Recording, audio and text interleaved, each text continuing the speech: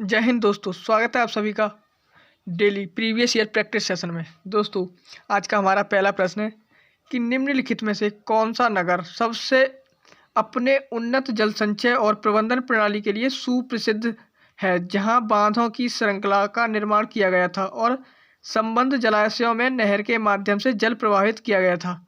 तो कौन सा हड़प्पाकालीन नगर है? तो वो है धौलावीरा। धौलावीरा में जलाशय और नहरों के माध्यम से जल प्रवाहित किया जाता था और ये 2021 में प्रश्न पूछा हुआ है।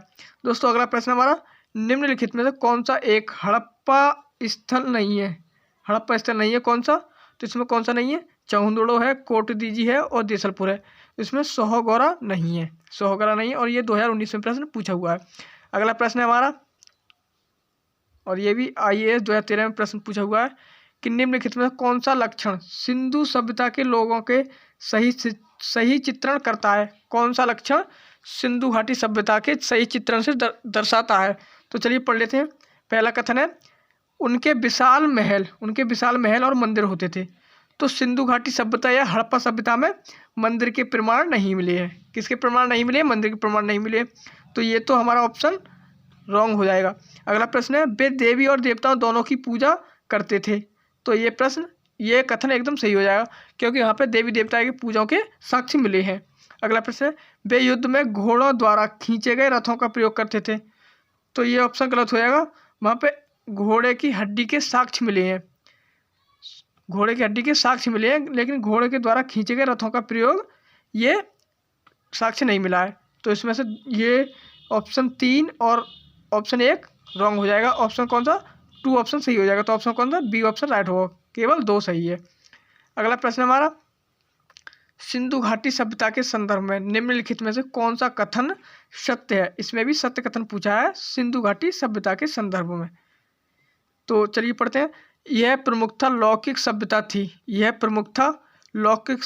थी, यद्यपि इसमें धार्मिक तत्व उपस्थित थे, पर वे वर्चस्वशाली नहीं थे। एकदम सही प्रश्न है, एकदम सही कथन है इसका, क्योंकि प्रमुखता लौकिक सभ्यता थी, यद्यपि इसमें धार्मिक तत्व उपस्थित तो थे, पर वे वर्चस्वशाली नहीं थे। वर्चस्वशाली का मतलब जैसे मंदिर फंदिर का निर्माण उसमें नहीं किया गया था, तो इसलिए वर्चस्वशाली नहीं थे। उस काल में भारत में कपास के वस्त्र बनाए जाते थे। तो ये भी सही है। कपास की खेती सिंधु घाटी सभ्यता से ही शुरू हुई है। तो इसमें दोनों सही है, फर्स्ट और सेकंड दोनों सही है। तो कौन सा ऑप्शन राइट होगा? ऑप्शन सी राइट हो जाएगा। अगले प्रश्न पर चलते हैं। अगला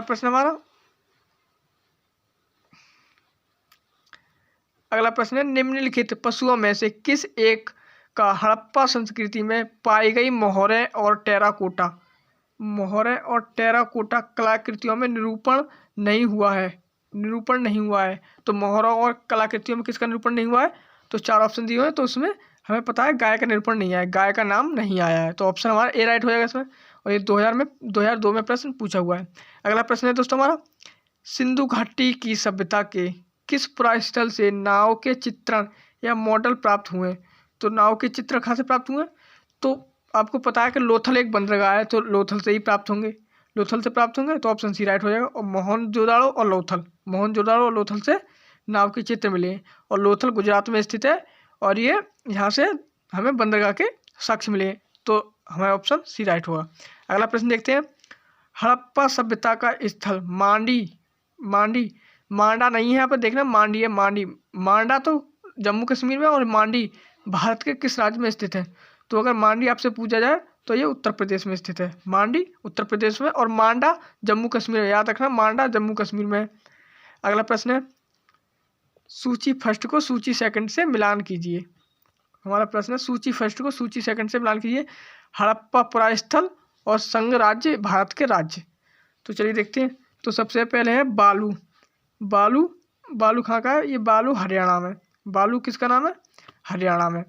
मांडा अभिहाल आपको बताया था, जम्मू कश्मीर में मांडा। पादरी कहाँ स्थित है? गुजरात में। और ये हुलास ये उत्तर प्रदेश में स्थित है। हुलास उत्तर प्रदेश। एक बार फिर देख लेते हैं। बालू हरियाणा, याद रखना, बालू हरियाणा, मांडा जम्मू कश्मीर, पादरी गुजरात और हुलास उत्तर प्रदेश। इसके मिलान देख लेते हैं। ए पर 3 ए में और डी में दे रखा है, और डी पर 1 केवल डी ऑप्शन में दे रखा है। तो ये ऑप्शन हमारा डी ऑप्शन राइट होगा। इसमें डी ऑप्शन राइट होगा। अगले प्रश्न में चलते हैं।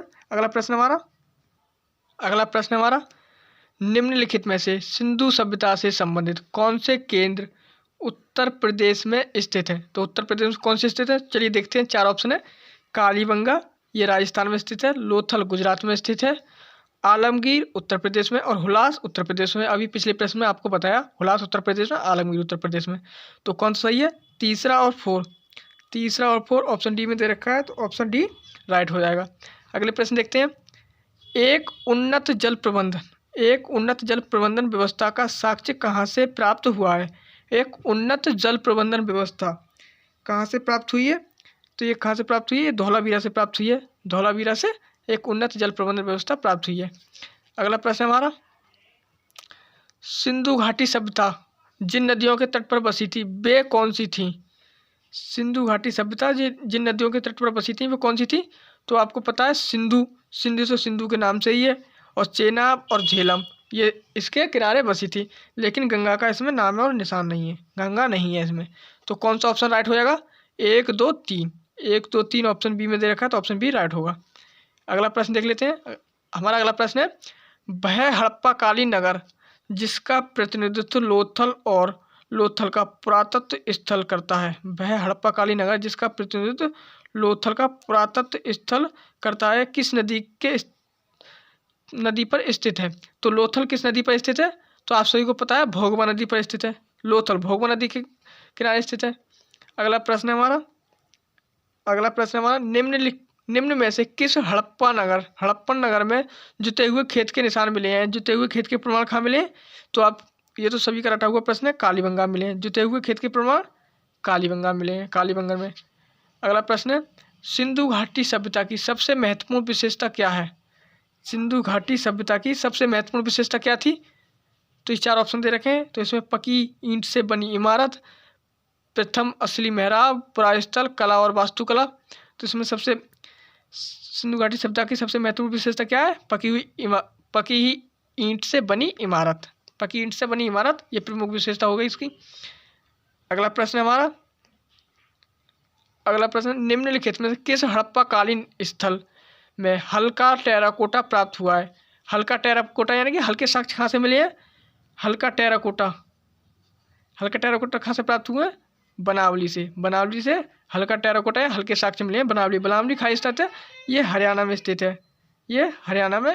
स्थित है। दोस्तों आज की क्लास यहीं तक रहने देते हैं। जो आगे के प्रश्न बचे हैं वो हम अगली क्लास में कर लेंगे। अगली क्लास में 16 नंबर प्रश्न करेंगे। तो आज की क्लास यहीं तक रहने देते हैं। चलिए, जय हिंद।